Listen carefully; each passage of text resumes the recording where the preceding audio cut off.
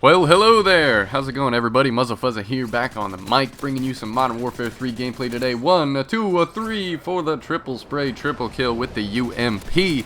Got some Modern Warfare 3 clips for you today, using a bit of a try-hard setup. Got the SMG, the old UMP, drop shotting fools in the face, and just some clips of me rushing around, not dying to stealth bombers like that, and just, in general, getting pretty lucky. Got a few lucky clips with the SMG put together for you guys today. But what I want to talk about today is how I am a real-life tryhard, and what I mean by that. And I'm going to explain that for you guys. So, to preface this story, back in the day, back when I was in middle school and high school, that's when things really start to get difficult. Like, up through elementary school, 5th grade, you know, around there, nothing's really too difficult unless you have some sort of, you know, real problem learning shapes and colors and how to read and things like that, which I know people do. There's all sorts of people. There's a huge spectrum as far as intelligence and intellectuality.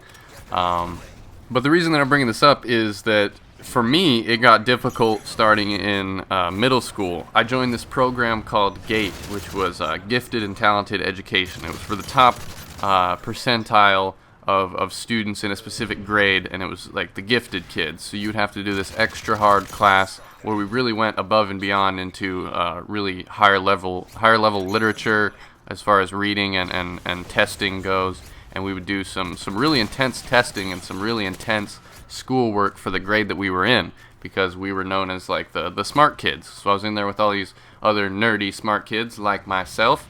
And that's not a pride thing, that's not a showing off thing, that's just a fact. Like I was above and beyond as far as school goes for a while, and I'll get to that later. But I was never really a try-hard student up until that point. Once I hit middle school, I realized things were going to get difficult. I was going to have to actually study and put time and thought and effort into every individual homework assignment and essay, and all the different work that you have to do when you're going to school. And up until then, I was really easily able to pass all my classes with flying colors just on autopilot. And this is a problem that I see with a lot of really smart, talented people, is that nothing really challenges them. Nothing is super difficult for them where they're at, so they're not forced to really try and really put in the effort. And that actually, in turn, makes it worse, because you're not putting in as much effort, you're not putting in passion, things like this, so you're not really getting everything that you possibly could be getting out of your education.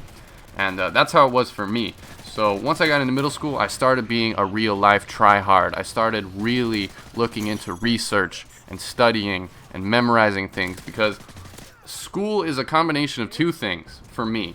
It's a lot of fact memorization. You're memorizing lots of facts and just regurgitating information, but then there's the stuff that you actually learn and that it sticks to you. It stays within you, like the knowledge just sticks with you. It resonates. Somehow, it's just intrinsic. It's straight up just within you. You know it by heart. There's things that you know because you studied them, and then there's things that you know by heart. And when it came time for middle school, I had to not only go off of what I had memorized, but I had to go off of intuition as well. Because when you're taking a test and you have to fill in 80 bubble notes or 120 bubbles on like a Scantron sheet or whatever you guys take your tests on, a lot of it comes from different facts and stuff that you've gone over the past few months and memorized, but a lot of it you can attribute to intuition, which is just knowing what the right choice is and filling in the blank off of just, this is what I feel. This is what I feel the right answer is, so I'm going to put this answer. And I got really good test scores throughout middle school and high school, and I really had an internal battle with myself on how much effort I was going to put into school. Because, to be honest, I did not like school. I think that goes for a lot of people. A lot of people do not like school. They hate school. They hate being forced to go to school every day. It's not a pleasant place, especially with things like bullying, and it can be a very rough time of life. Being in high school or even middle school can be a very rough time in your life, because you're getting faced with all these different challenges, and you're getting put through all these tests that are trying to define you and figure out what you're going to do with the rest of your life once you become an adult. And I'm an adult now, and I still have no idea what I'm doing. I'm just freestyling. I'm just completely freeballing this whole life thing right now as Muzzlefuzza. So my advice to anybody is that if gaming, if your video games time is taking precedence over your real life time, over what you think you're going to be doing with your life when you're 30 years old, 40 years old, 50 years old. If gaming is taking up all that time now while you're young and you're really creative and you have a ton of energy, it's going to take all that time when you're old as well, and you're not going to know shit, and you're not going to be doing shit. You're just going to be playing video games. And that's where you have to draw a line. Like, I play video games a lot, hours and hours and hours of my day every day, but somehow I've turned that into something that's profitable and beneficial for me, and I hope that you guys can do that for yourself with whatever you have passion for, and it doesn't have to be video games. I gotta say this thing is not cut out for everyone. I see failures all over the place. There's way more failures on YouTube than there is winners. You guys only just see the winners because they're the people getting views and getting all the subs and getting on the front page and things like this.